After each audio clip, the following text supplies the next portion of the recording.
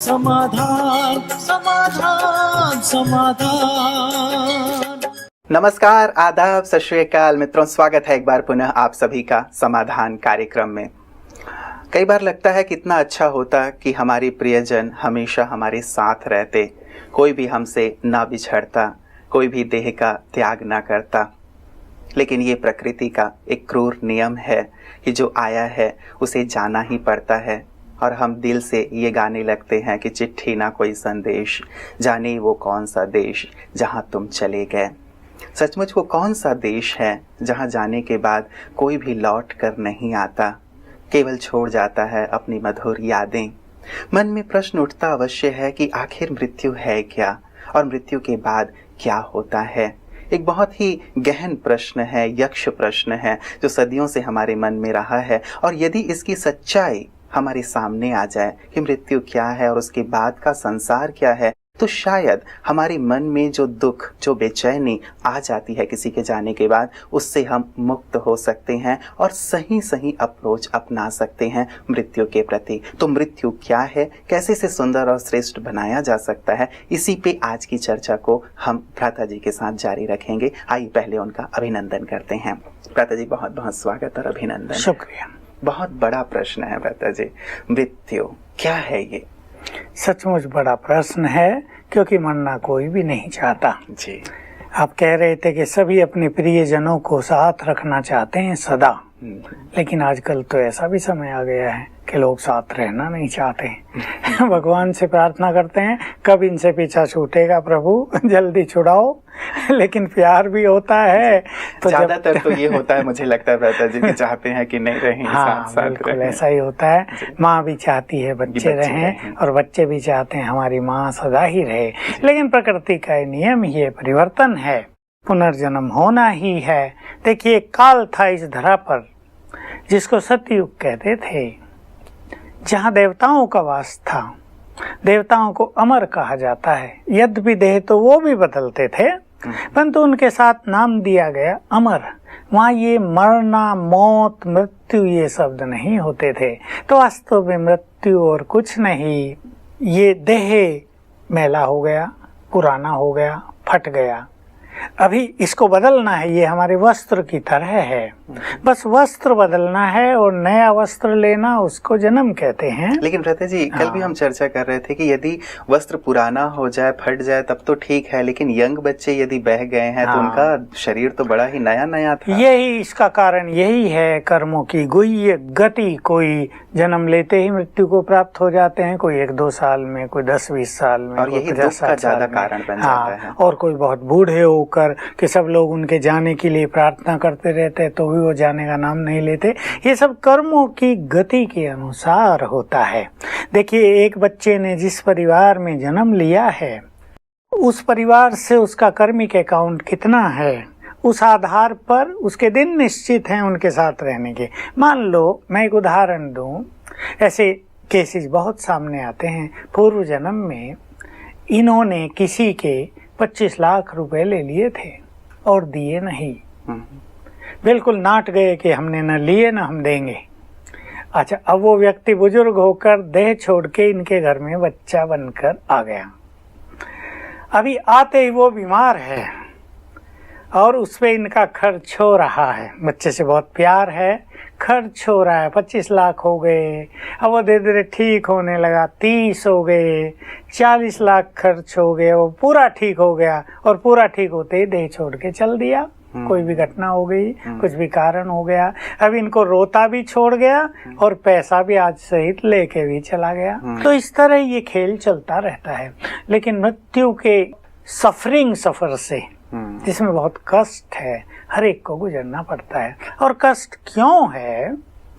देखिए, एक वस्त्र हमने ढीला पहना है, जैसे हम पहने हैं, हमें उतारने में आधा मिनट लगता है। किसी ने बहुत टाइट कपड़े पहने हों, उसको उतारने में बहुत देर लगेगी। आत्मा क्योंकि बॉडी कॉन्शियसनेस में आ गई है, तो आत्मा मानो इस देह से ऐसे चिपक गई जैसे हमारे देह से हमारी खाल चिपकी रहती है। अभी खाल को यदि उतारा जाए तो कितना कष्ट होगा।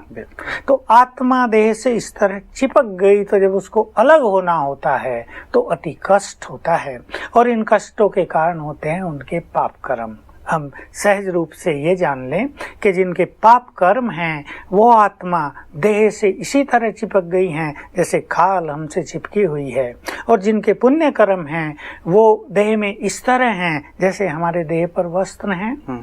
तो जो पुण्य करने वाले हैं वो सहज शरीर छोड़ते हैं, जिन्होंने पाप बहुत किया है उनका हाल बहुत बुरा होता है। हम देखते ही हैं हॉस्पिटलों में पड़े हैं लोग, कष्ट भोग रहे हैं, अति पीड़ित हो रहे हैं। उनकी बाहर की पीड़ा को तो लोग मोटे रूप से समझते हैं, पर अंदर उनको जो पीड़ा हो रही होगी वो किसी की समझ में नहीं आता है। बहुत लोग कोमा में चले जाते हैं, अंदर ही अंदर वो अपने कर्मों की सजा भोगते हैं। कोई कोमा से बाहर आ जाता है, कोई वो कष्ट भोग कर वापिस चले जाते हैं।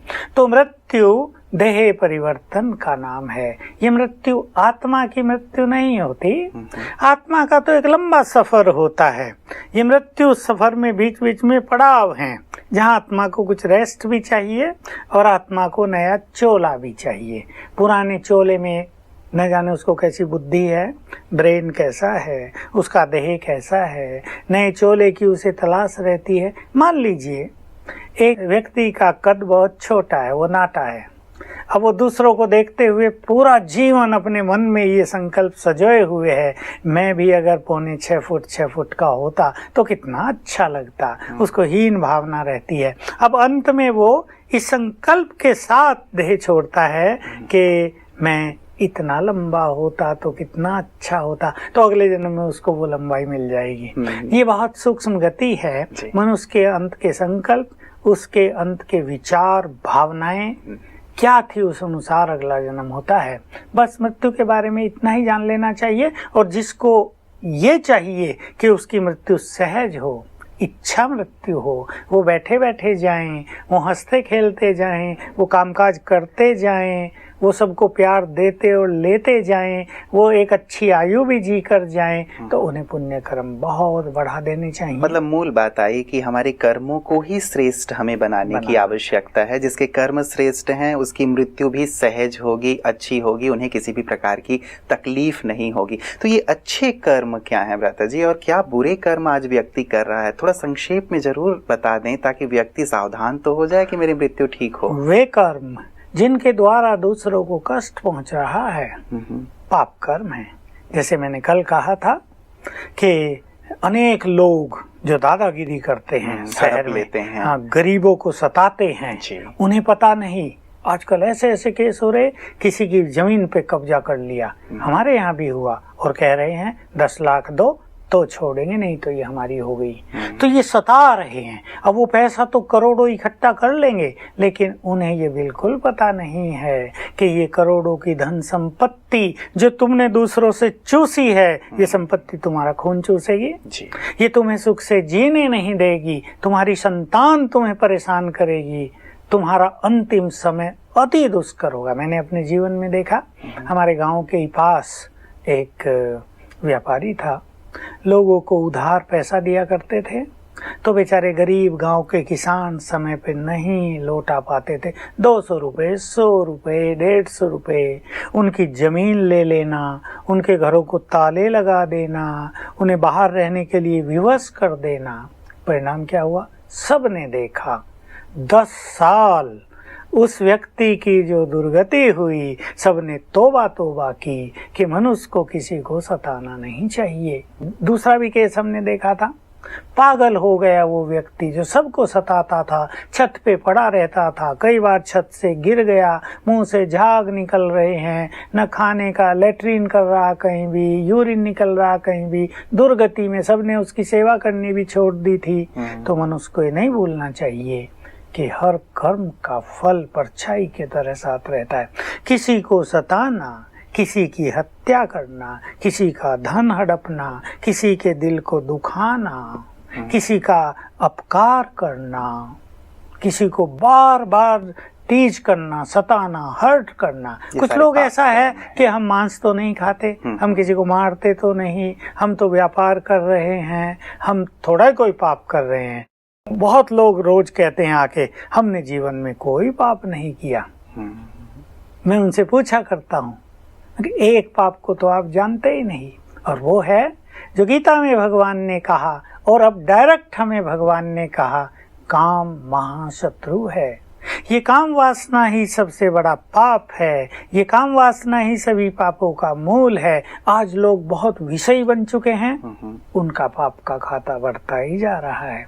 वो कर्म जो मनुष्य के मन की शक्ति को नष्ट करें, जो उसके बुद्धि को दूषित करें, पाप कर्म कहलाते हैं। तो इन पाप कर्मों से मनुष्य को बचना चाहिए। जितना हो सबको सुख दें, सबकी भलाई करें।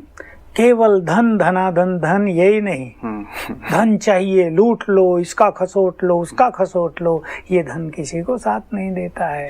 ये आग में जल जाएगा, उनको भी जला देगा जिन्होंने इस तरह से धन इकट्ठा किया है। इसलिए सुख देना, सबका परोपकार करना, सबके लिए भलाई का सोचना, गरीबों को मदद करना, बीमारों की सहायता करना, जिनका इस संसार में कोई नहीं उनको भी सहारा देना, ऐसे पुण्य कर्म करने चाहिए। बिल्कुल। चलिए, इससे लोगों की जो मृत्यु है वो बहुत अच्छी हो जाएगी भ्राता जी, और लोग यही चाहते हैं कि हम सहज जाएं, क्योंकि ये तो एक सुंदर नियम है ही सृष्टि का, उसे सुंदर मानना ही हमें पड़ेगा कि हमें चोला परिवर्तित करना पड़ता है।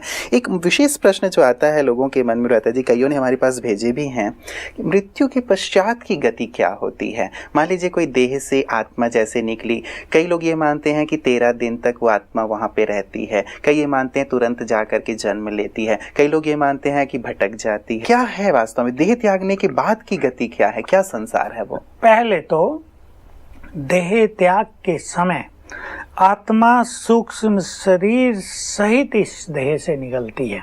सूक्ष्म शरीर इस देह में ठीक ऐसा ही है जैसा ये स्थूल शरीर। जो बहुत पाप आत्माएं हैं उनका वो सूक्ष्म शरीर काले रंग का होगा, उन्हें लोग भूत कहते हैं। जो बहुत पुण्य आत्माएं हैं उनका थोड़ा गोल्डन होगा, जो बहुत पवित्र हैं उनका सफेद होगा, उन्हें लोग फरिश्ते कहते हैं। तो आत्मा जब देह छोड़ती है तो जो सर्वश्रेष्ठ आत्माएं हैं वो ब्रह्मरंध्र से, ऊपर से, आंखों से, कुछ आत्माएं मीडियम, मुख से, नाक से, कानों से, ये छिद्र हैं, और कुछ जो बहुत पाप आत्माएं हैं वो जो तमो प्रधान छिद्र हैं, उनसे ये आत्माएं बाहर निकलती हैं। तो पहले तो ये बात सबको जानना चाहिए, सबसे सुखद है आंखों से निकल जाना या ऊपर से निकल जाना। अब मृत्यु के बाद रही बात कितने दिन के बाद पुनर्जन्म होता है, ये डिपेंड करता है उनके कर्मों पर, ये डिपेंड करता है उनकी अंतिम मनोस्थिति पर। इसका आधार है कि उन्होंने पुण्य कितने किए हैं और वो निर्मोही कितने बने हैं। ऐसा तो नहीं कुछ इच्छाएं उनको जकड़े हुए हैं, मुझे भी ये काम करने थे, ज्यादातर लोगों तो का ये रहता है। तो देह छोड़ने के बाद वो तृष्णाएं उनके मन में बसी रहती हैं, तो वहां से जाती नहीं है। नीचे वाले भी रो रहे हैं मोह में, वो भी उसको बांधे रखते हैं। मान लो किसी का पति चला गया, अब पत्नी निश्चित रूप से बहुत दुखी है, तो उसका दुख, उसका मोह पति को जाने नहीं दे रहा है। जब तक इसका दुख कम हो, या तो उसकी दूसरी शादी हो जाए, या उसके माँ बाप, सास ससुर और बच्चे उसको इतना प्यार दे दें कि वो शांत हो जाए, तब उस आत्मा का पुनर्जन्म होगा। तो ये चीजें आत्मा को देह छोड़ने के बाद बांधती हैं, उसके पाप कर्म भी बांधते हैं, तो उसके संबंधियों का मोह भी उनको बांधता है, उनकी व्यर्थ की इच्छाएं और तृष्णाएं और वासनाएं भी उनको बांधती हैं। अभी जल्दी मृत्यु उनकी होती है जो बहुत अच्छे पुण्य आत्माएं हैं, या संसार में बहुत अच्छे निष्काम भक्त रहे हों, जिन्होंने बहुत अच्छे कार्य किए हों, या जिन्होंने इस संसार से अपने को पूरी तरह डिटैच कर लिया हो कि अब तो जाना है, बस जाने का समय है, हम आनंद पूर्वक जाएंगे, अब ये जो हमारे संबंधी हैं इनसे हमारा नाता पूर्ण हो रहा है। ऐसी आत्माएं सेकंड में जाएंगी और देह छोड़ते ही गर्भ में प्रवेश कर लेंगी। बाकी सबको कुछ कुछ समय के लिए ऊपर ठहरना पड़ता है। 13 दिन इसलिए प्रसिद्ध हैं कि 13 दिन में नीचे वाले जो संबंधी हैं सारे क्रियाक्रम उनकी जो अनुष्ठान आदि हैं पूर्ण कर लेते हैं। 13 दिन के बाद वो भी उसे भूलने की कोशिश करते हैं तो वो भी पुनर्जन्म लेती है, कोई 40 दिन के बाद और कुछ और लंबे समय के बाद अपने कर्म के अनुसार जन्म लेते हैं। पता जी ये 13 दिन तो खैर हिंदू धर्म में मान्यता है, बाकी अन्य स्थानों पे तो ऐसी मान्यताएं नहीं हैं, तो उनको भी क्या अपने कर्मों के आधार पे ही फिर जन्म मिलता है? ये सिद्धांत सब के लिए उसी तरह है। बाकी हर धर्म में कुछ ना कुछ लोग करते ही हैं और यही कर्मों का सिद्धांत सबके साथ लागू होता है, क्योंकि देह छोड़ने के बाद न किसी का धर्म रहता न जाति रहती न ये सब मान्यताएं रहती आ जाते हैं। पता जी आपने कहा ऊपर रहते हैं वो कुछ समय तक, जब तक अगला जन्म वो ना ले लें। ये ऊपर मतलब क्या? ऊपर माना स्पेस में, आकाश मंडल में, क्योंकि इस आकाश के ऊपर सूक्ष्म लोक है, वहाँ केवल वही जा सकते हैं जो फरिश्ते बन जाते हैं, जो संपूर्ण पवित्र बन जाते हैं, और परम धाम में केवल वही जा सकते हैं जिनका कर्मों का सारा खाता समाप्त हो जाता है, जिसके लिए शब्द है कि वो कर्मातीत हो गए। तो परम धाम में जहाँ से आत्माएं आई थी वहाँ तो कोई भी नहीं जा पाता, उसे ही मुक्ति धाम कहते हैं। कई लोग सोचते अवश्य हैं हमारा गुरु मुक्ति धाम चला गया, ब्रह्मलीन हो गया, लेकिन ऐसा कुछ होता नहीं है, उसके पीछे कुछ कारण है। बाकी आत्माएं स्पेस में रहती हैं, और जो ये बहुत सारे महान पुरुष हैं, बड़े बड़े संत हुए हैं, बड़े बड़े तपस्वी हुए हैं, वो और ऊपर जो पवित्र स्थान हैं, पवित्र लोक हैं, वहाँ रहते हैं और वहाँ से यहाँ आकर लोगों को मदद करते हैं। उन्हें किसी ने देखा है भ्राता जी? हम ये किस आधार पे कहते हैं कि ये ऐसे लोक हैं, उसके ऊपर ये लोक है, ये मतलब किसी ने देखा है? ऐसे तो बहुत सारे 14 लोकों का वर्णन है, परंतु परमात्मा को त्रिलोकीनाथ ही कहते हैं, इसलिए मूल रूप से तो 3 ही लोक हैं। लेकिन ये जो आकाश है ये बहुत लंबा चौड़ा है, इसमें जिसके पाप ज्यादा हैं वो नीचे और पाप कम कम होने से आत्माएं ऊपर ऊपर रहती हैं। जितनी पुण्य आत्माएं हैं वो और ऊपर रहती हैं, और जो ये बहुत अच्छे साधक होते हैं, जो बहुत पवित्र बन जाते हैं, जो समझो जन कल्याण का कार्य यहाँ करते रहे, वो इस आकाश के परे सूक्ष्म लोग जहाँ से प्रारंभ होता है। पाप कर्म जो करते हैं वो थोड़ा नीचे रहते हैं, पुण्य कर्म वाले ऊपर। तो क्या वहां जाने के बाद भी उन्हें वही पाप की फीलिंग, वही कष्ट, वही तकलीफें होती रहती हैं जो उन्होंने यहाँ पे पाप कर्म किए हैं? क्योंकि इस संसार में पाप बहुत है, तो उसके वाइब्रेशंस वायुमंडल में हैं, तो वो उस वायुमंडल को क्रॉस नहीं कर सकती, क्योंकि उनके वाइब्रेशंस और वायुमंडल के वाइब्रेशंस समानांतर हो जाते हैं, तो उनको वही फीलिंग वहां भी बनी रहती है। तो क्या भ्राता जी वो अपने इसी कॉस्ट्यूम के, मतलब जैसे मेरा ये देह है मान लीजिए, जिसने भी शरीर छोड़ा, तो क्या वो अपने उस सूक्ष्म शरीर के साथ वहाँ पे है या केवल आत्मा के रूप में है? आत्मा नहीं, वो अपने सूक्ष्म शरीर के साथ वहाँ है। अगर कोई उन्हें देखो तो पहचान सकता है ये फलाने व्यक्ति का है।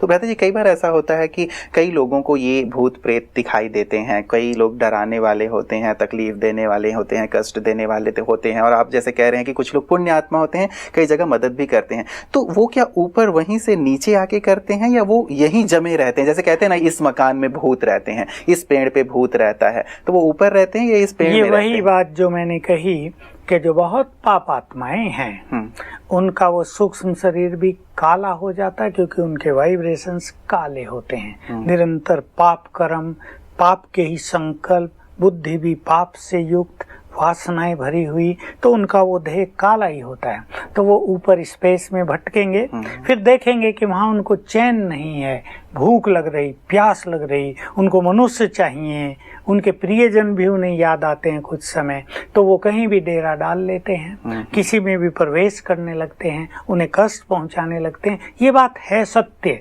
कोई लोग इन्हें मानते हैं, कोई नहीं मानते, हम लोग भी पहले नहीं मानते थे, लेकिन अनेक केस जब सामने आए और इन सब का प्रकोप प्रैक्टिकल में देखा, तो इस घर में वही ऐसी आत्मा है, वो अनेकों को दिखती है।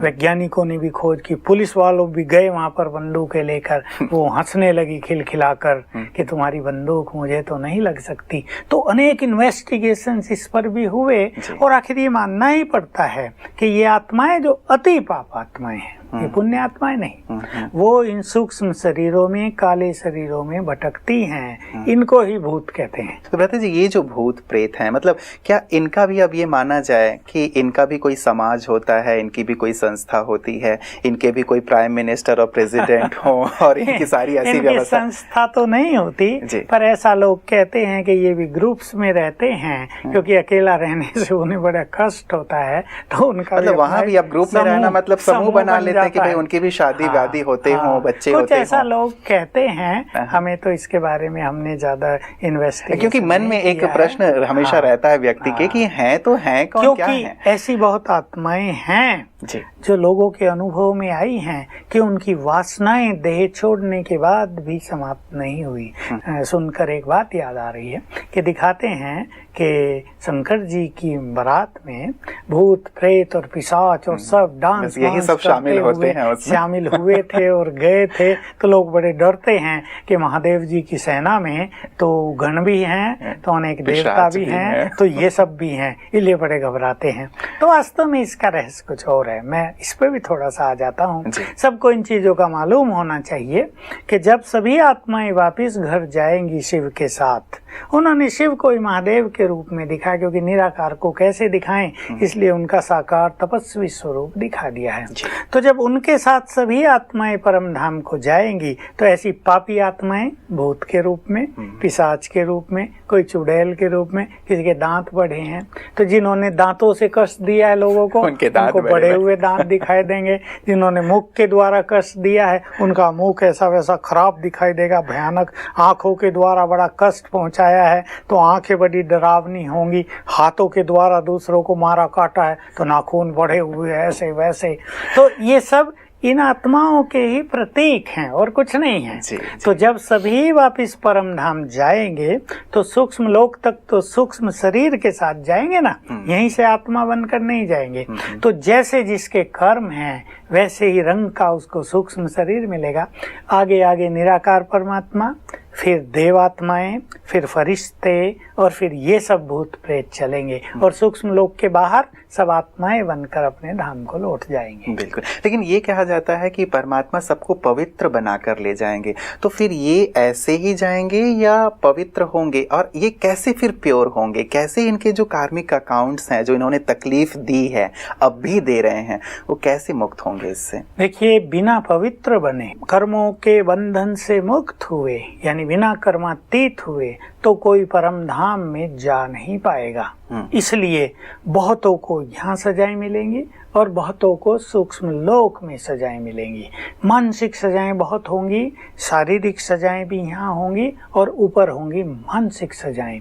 तो ऊपर जब मानसिक सजाएं मिलकर सभी एकदम कर्मों के इस बंधन से मुक्त हो जाएंगे, तब आत्मा उस सूक्ष्म शरीर को भी छोड़ेगी और तब वापिस अपने धाम जाएगी। और उसके कई तरीके होंगे जिसके लिए प्रसिद्ध है। खास भारत में तो सभी धर्मों में इसकी किसी न किसी रूप में मान्यता है कि धर्मराज के दरबार में सभी को पेश होना होता है।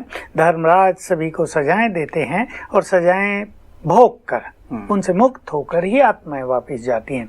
तो ऐसा समझ ले कि बीच में धर्मराजपुरी है, चाहे उसके सबको साक्षात्कार होंगे, वो दिखाई देगा, अपने अपने कर्मों की याद आएगी सबको और उसकी ये सजा है वो महसूस होगा और फिर वापस जाएंगे। चलिए भ्राता जी, बहुत सुंदर प्रकाश मिला है। मुझे लगता है कि और थोड़े प्रकाश की जरूरत है, क्योंकि ऊपर हम एक ऐसी चर्चा कर रहे हैं जहां अंधकार ही अंधकार है अभी तक।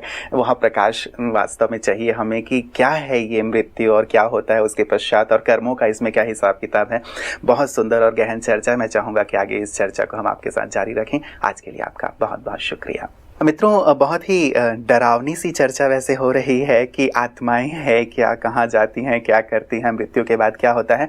लेकिन मन में कहीं ना कहीं ये प्रश्न हमेशा हमारे था ही कि क्या होता है, क्या हम करें ताकि हमारी मृत्यु भी अच्छी हो और इस जीवन के बाद, इस लोक के बाद हम जब परलोक में जाएं तो वो भी बहुत सुहावना हो। इस चर्चा को आगे भी हम भ्राता जी के साथ जारी रखेंगे। एक सुंदर सी बात के साथ मैं आपको छोड़ा जा रहा हूँ कि एक बार कब्रिस्तान में एक व्यक्ति जा रहा था। वहां कब्र के बाहर एक महिला बैठी हुई थी। उन्होंने पूछा कि इतनी घनघोर रात में कब्रिस्तान में और कब्र के बाहर आप बैठी हुई हैं, आपको डर नहीं लगता? तो उसने कहा डर की क्या बात है, अंदर गर्मी लग रही थी तो थोड़ी देर के लिए बाहर आ गई, मैं बाहर निकल के बैठ भी नहीं सकती क्या। खैर उस व्यक्ति का क्या हाल हुआ होगा वो तो आप सोच सकते हैं। खैर ये हंसी की बात है, लेकिन है बहुत ही गहन और गूढ़ चर्चा। आगे भी जारी रखेंगे, आप बने रहिएगा समाधान कार्यक्रम में और डरिएगा बिल्कुल भी नहीं। नमस्कार।